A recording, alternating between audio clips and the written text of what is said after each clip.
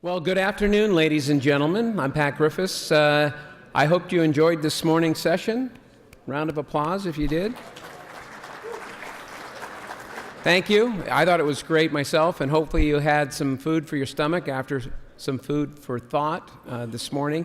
And now we're going to take it a step further. We are really pleased to have one of the people whom I consider has been a real visionary in the film industry, Mr. Chris Cookson, is our keynoter today, and he'll be talking about, all right, Rob, he'll pay you later, the next 50 years of cinema, and Chris has been involved in the industry for close to 50 years, he said, so this is kind of only a midpoint for him in terms of the future of cinema. But first, a little bit about Chris before we bring him on stage.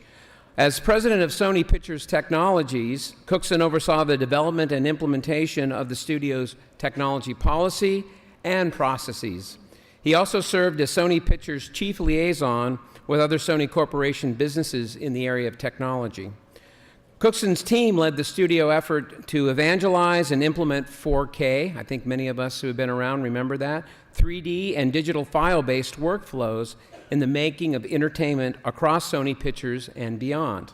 He opened Sony Pictures' first dedicated digital intermediate facility, ColorWorks, which features state-of-the-art technology and world-renowned colorists to master movies in 2D and 3D.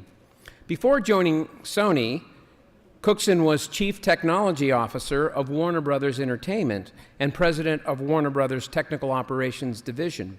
He became CTO in '99 and began his career with Warner Brothers way back in 1992. Before that, he was Vice President and General Manager of Operations and Engineering for CBS Television Network in New York. So clearly a very distinguished and long-term career.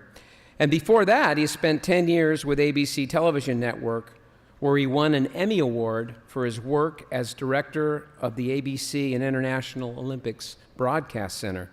Chris holds more than 50 U.S. patents, one for each year. I guess he's been in the industry, including several involving DVD.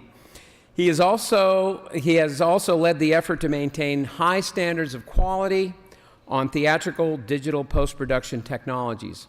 Chris is a fellow of the Society of Motion Picture and Television Engineers, SMPTE, a member of the Academy of Television Arts and Sciences, and also a member of the Academy of Motion Picture Arts and Sciences. He's also been honored with 2 Emmy Awards.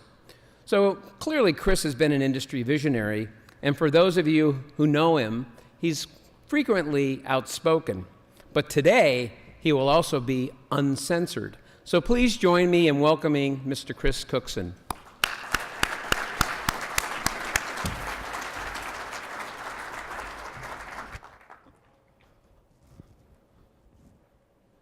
Good afternoon.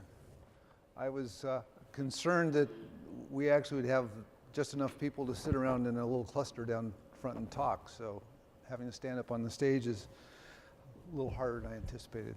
So, and he's right, I've actually been at this a while. I started in television in 1964, so that's, near as I can tell, almost 50 years, and it goes fast.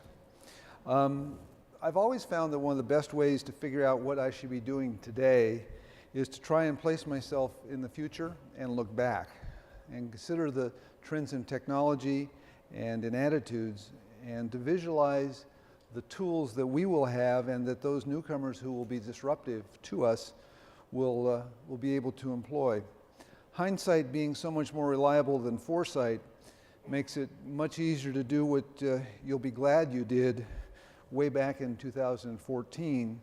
So that's kind of the exercise that I like to expand on today. Usually work about 5 to 7 years, but today let's take a look a lot farther out. In 1964, if we were trying to do this, we'd look ahead and then look back from 50 years, and what would we have said? What has changed and what hasn't? What did change and what didn't? Cinema was and still is about the creative process, where storytellers have ideas and see stories in their heads, where actors give life to characters, and together they take the audience on a journey and lets the audience members experience the story brought to life. That's what didn't change. That was cinema then, that is cinema now. In the 1960s, though, when David Lean wanted to have hundreds of horses and camels and riders in Lawrence of Arabia, they went out and got hundreds of horses and camels and riders. And today, you'd hire some engineers and artists and be done. That's something that has changed. So if you were sitting in a time of vacuum tubes when computer memory cost $3 million for a megabyte, would we have predicted what we take for granted today? So as we sit here in 2014 and look ahead, first, I'd like to lay out what I think won't change. I think that the creative spark, the ability of a master storyteller to take us along on a journey and to immerse us in a vision that he or she has already seen, that will stay the same 50 years from now. But then how it gets done, that's another story. If we're going to talk about the future of cinema, the first question to address is, what is cinema? Is it the shared experience, the social occasion of being in the midst of a theater audience? Is it that it's immersive, or it's bigger than life? Or is it the alternate where it's intimate and it's a small experience that you experience internally? Or is it that it's convenient, where I want it, when I want it, that sort of thing? So what is cinema? So I'd like to start by picking a definition and then sticking to it or not. We're already to the point where what we call cinema includes all of these things. Movies are made for the big screen, but more often are watched in homes or on tablets or on phones today. So I'll choose a playing field and say that the essence of cinema is the storytelling. And when cinema then is defined, it's the canvas, any canvas on which the creative storyteller can transfer the creative intent of the story into the minds of the audience. There are already trends, hints in the present that point to possibilities that take us well into the future. So I'd like to look first at what happens to display. Large active arrays of LEDs in shared venues could drive the shared experience with higher dynamic range pictures, with broader spectrum colors and high resolution images certainly, that can surround the viewer with images that take us to the limits of what the human eye can actually capture. High quality seamless 3D is certainly easy to achieve with cross polarization on such a technology, and only the lightest and most minimal of filters for the eyes would make it work pretty seamlessly as well. The technologies already exist that could give us this IMAX on steroids, and the systems to give the same dimension to sound are actually already being rolled out. We'll be able to create not just today's ultra high definition, but ultra realism, if that is what serves the storyteller's intent. We could also stretch the audience's senses with images and sounds that never existed, if that is what the story requires. The point is not because the technology can do it, what you must do. The point is that the tool is a tool in the hands of the storyteller to use as the storyteller needs to get the audience to experience the experience that the storyteller is creating. A different application can be an individual, personalized experience where the viewer can be uniquely surrounded by the story and the rest of the audience or even the rest of the world is optional. Virtual environments like the holodeck on Star Trek, which I was challenged to include in this, are certainly possible. I think Star Trek figured for the 24th century. I think that we'll be ahead of schedule, although it had solid objects rendered in it, which may take a little longer. The prototypes for such an experience also exist. But one of the things that's always true, and I think in considering what technology can do and where we might go, is that the choice of technologies that actually get developed and deployed are much more at the mercy of business models than they are of technology. Business models draw the financing, and the financing is focused on the technologies that meet the needs of those businesses. So whether things get built or not depends I think, on the practicality from a business perspective, not on the practicality just of the technology. Certainly the question on the holodeck is, if it's an individualized experience, can you devote the real estate to that much real estate to that experience for a small audience? Certainly the answer is yes. There are small audiences that are very important to serve in such a way, and today's flight simulation is a good example where the flight crews for airlines and others are in situations that are almost indistinguishable and will become increasingly so from being in the actual airplane. We already, though, see some really promising alternatives proposed from Oculus and others that can be worn, and the point of those is not just that you can project the image and see it, but also the systems exist to respond to the movements of the wearer, so that moving your head to explore the space that you are now in becomes a natural function. And the feeling of immersion, I think, should rival that of being in the actual space. On our schedule that we've adopted, the problems of stability, size, weight, and image quality, I think, will certainly be solved. Even the computational challenge of preparing the image and sound in real time to track not just your location in the storyteller's universe, but in the orientation of your point of view in that space as well. So the next parts of the question are, how will storytellers use these new ways to connect with audiences, and what tools will the storytellers need to prepare their stories? So how do we acquire images? Do we acquire images, or do we acquire models, data and models from which we can create images? Which brings up the question of what is a camera? And both in the near and longer term, there may be different answers as it evolves. We take for granted, I think today, that we will be able to capture great dynamic range, that we will be able to have high resolution and all the colors that will approach the limits of what human vision can see, because we're nearly there already. But the simplest case, where we just want to capture a scene and present it to the audience, what does the camera as we have known it really need to do? Well, I think it'll need a lens to organize light, and it will need a sensor to convert the light to data, and a way to transfer that data. And as far as I can tell, the camera's done at that point. The rest of the equation follows with processing and preparation of that image, and that becomes a manipulation exercise harnessing the economy and power of really general information technologies.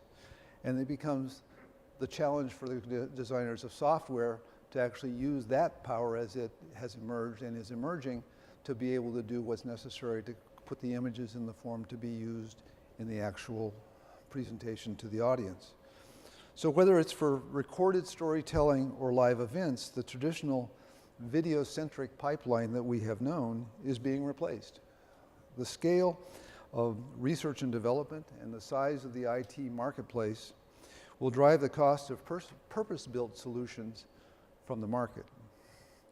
So massive data, computation and manipulation, so what? I think that the technology will be there. Certainly, as we said in 1964, if you paid $3 million for a megabyte of storage, you'd find that today it's under a penny. The cost of computing power has been falling fast as well. So what cost $1,000 in the year 2000, thinking of HAL as a computer from 2001, is now about 10 cents. And it's fair to expect the trend to continue so that we will have the capacity to compute the things that we can visualize. So what again is a camera? Do we acquire images, or rather do we gather data? And that data can be manipulated to lead us to the images. Certainly light field cameras with arrays of micro lenses and sensors computationally linked together don't exactly get images, but they get enough data to create the images which can then be manipulated to allow us to extract images, deciding on focus, framing, and to some degree point of view, and derive even 3D images and choose to change the interactional distances and other parameters of the picture that we want to present to our audience. These are already in existence, and you can buy them today, but the Resolutions are not to the point that we would use them in this sense yet, but if you think of linked arrays of these sensors to give us enough information to then compute high resolution, high dynamic range, broad spectrum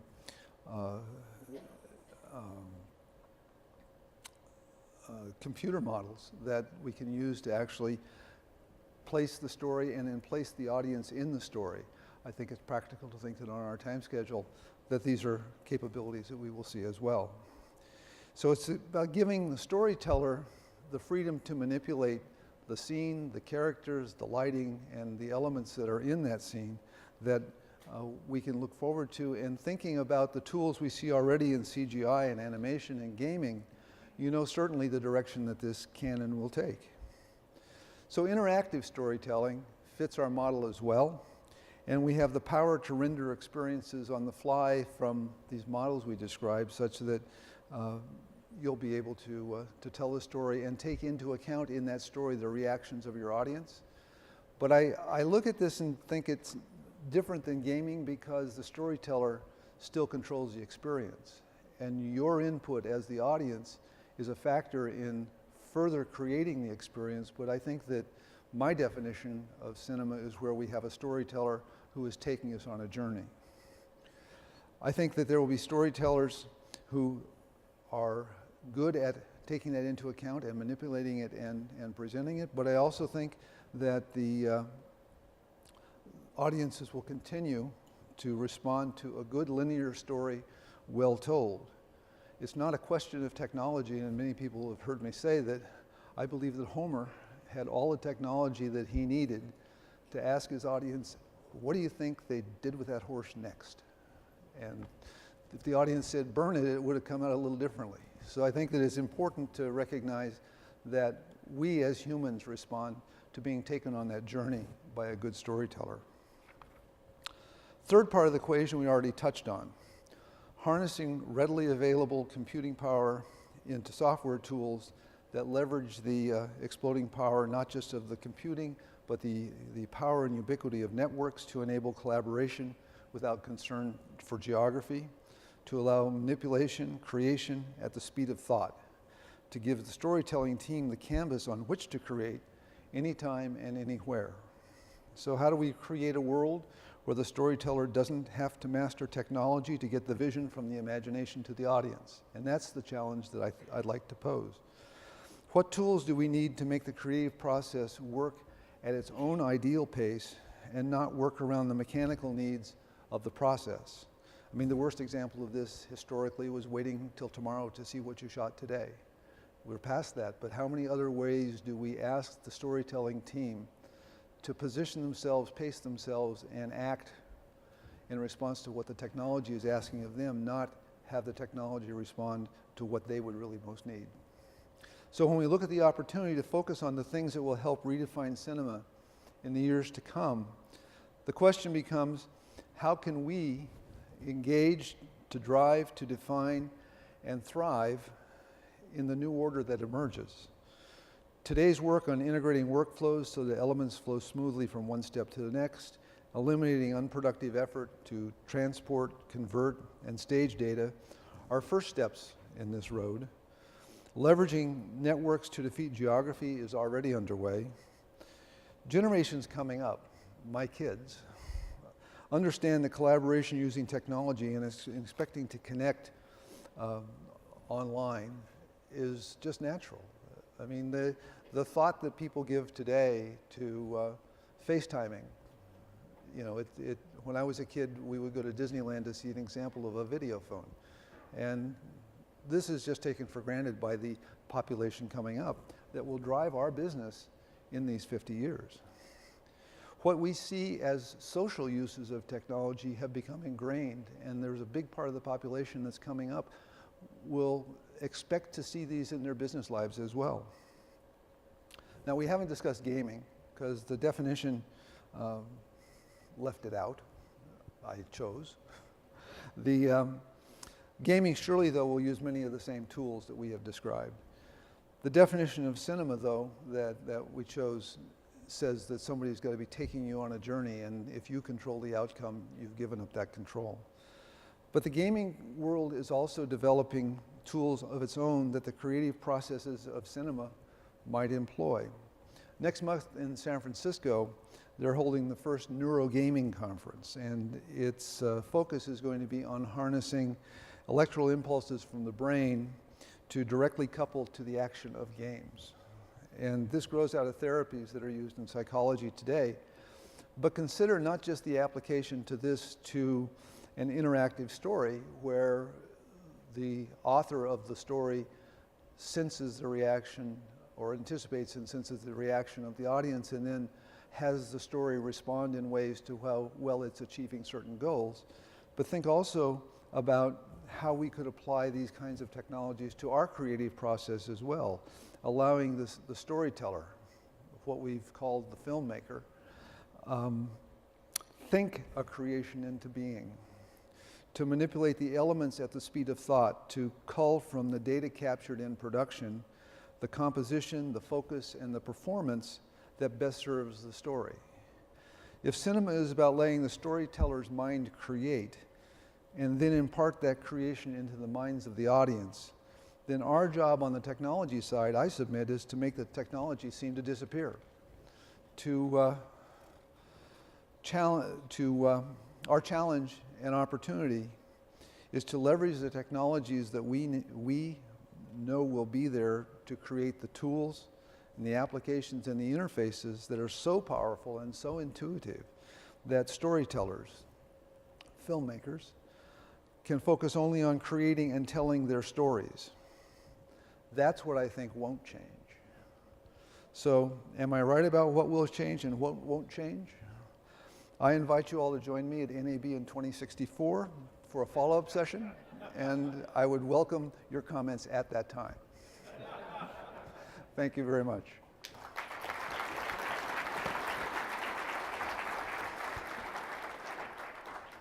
So we have some time for questions. If you have a question, please come up to the microphone for our Swami of the future, Mr. Cookson. Surely someone out there has a question. Don't call me Shirley.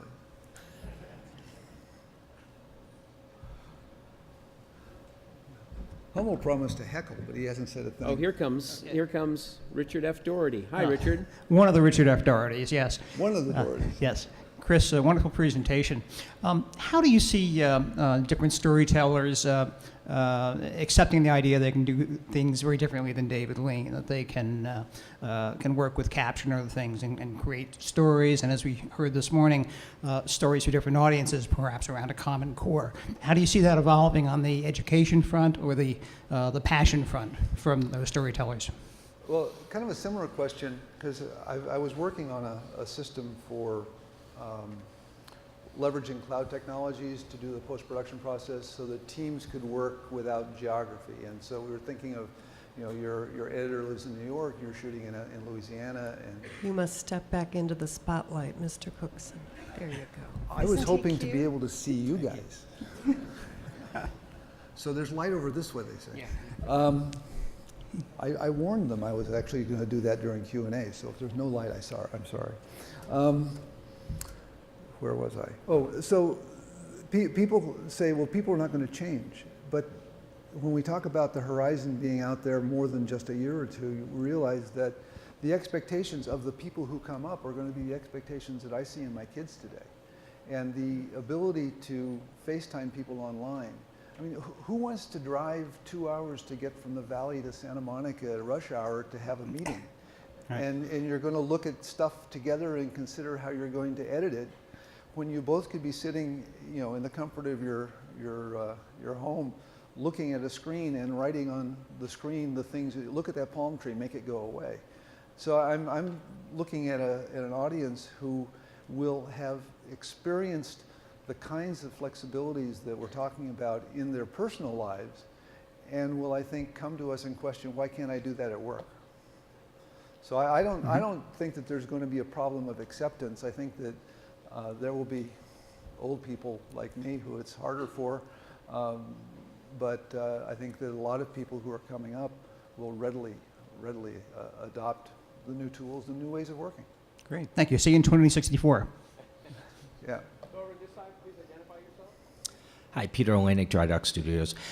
Quick question for you regarding what your thoughts, Chris, are for social TV and where you feel that's going within not even years and years, but 2-3 years from now. Social TV, I guess, I've been focusing on the question of the storyteller taking you on the journey. I think that what we know and think of as television is just a natural piece of how people communicate together and do things that they might have done face to face. So I just see no limits on what people will employ these technologies that we have, kind of had a kind of a mystical hold on, and they become the natural fabric of the way kids work. And when they deal with these things as part of things that have nothing to do with the traditional entertainment space that drove it originally, I think that the idea of creating new uses and collaborations has just become as natural as walking over and talking to somebody. So I think it's tremendously exciting, but I think it does not at all undercut the importance of taking audiences places that they didn't dream up themselves, because I believe so much in the storyteller. Thank you. Over here, please identify yourself. Okay. Yeah, Rob Gold, Film Festival today and faculty at UNLV. Look into the future and tell me what frame rate will be on this in the theaters in 2064. Well, I think in 2064 that you're not going to even ask the question. It's whatever it needs to convey the feeling. If it's supposed to be totally seamless and flow, then it'll be whatever it takes to do that. I think that frame rate is a constraint that we accepted for a long time because it was part of the mechanical systems we had. But today, you could make an experience that had a low frame rate if that created a temporal sensation that you wanted to achieve.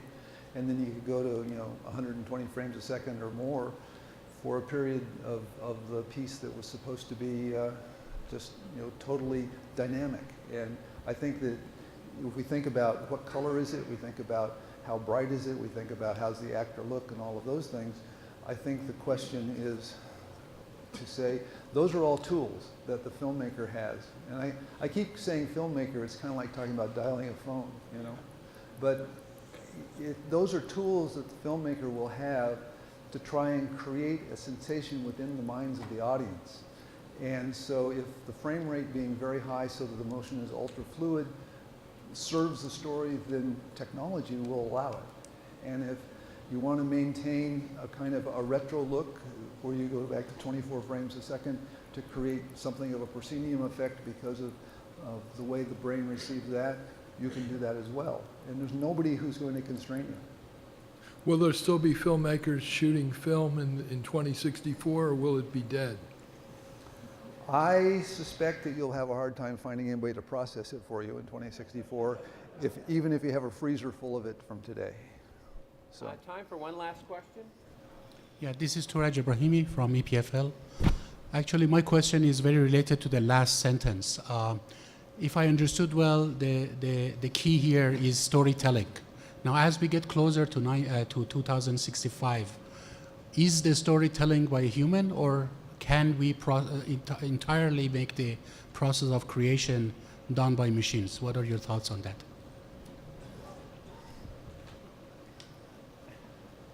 Yes.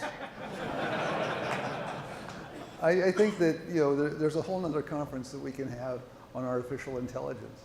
I happen to believe that the ability to create an experience that really moves an audience is a very special talent that is not necessarily something you expect to achieve by artificial means.